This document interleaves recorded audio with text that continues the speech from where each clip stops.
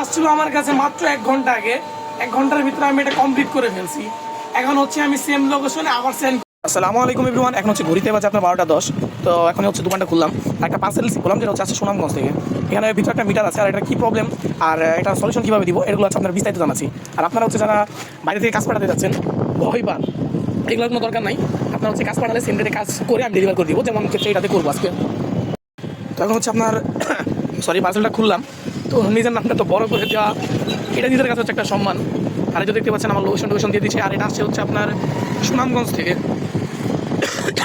সুনামগঞ্জ থেকে ঘুরে একটা আসছে, এর ভিতরে একটা জিক্সার FIBS মিটার আছে।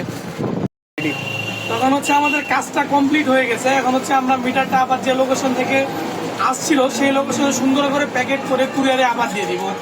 কাজটা আসছিল আমার কাছে মাত্র 1 ঘন্টা আগে। 1 ঘন্টার ভিতরে আমি এটা কমপ্লিট করে ফেলছি। এখন হচ্ছে আমি সেম লোকেশনে আবার সেন্ড করে দিব। তো যারা হচ্ছে বাইরে থেকে আমাদের কাছে কাজ পাঠাতে যাচ্ছেন, আমাদের দেওয়া নাম্বারে যোগাযোগ করবেন, অথবা যদি ময়মনসিংহের ভিতরে হয়ে থাকেন ডিরেক্ট আমাদের শপে চলে আসবেন। আমাদের শপ হচ্ছে ময়মনসিংহ স্টেশন রোড, উচ্চ বিদ্যালয়ের একদম সাথে দোকানটা।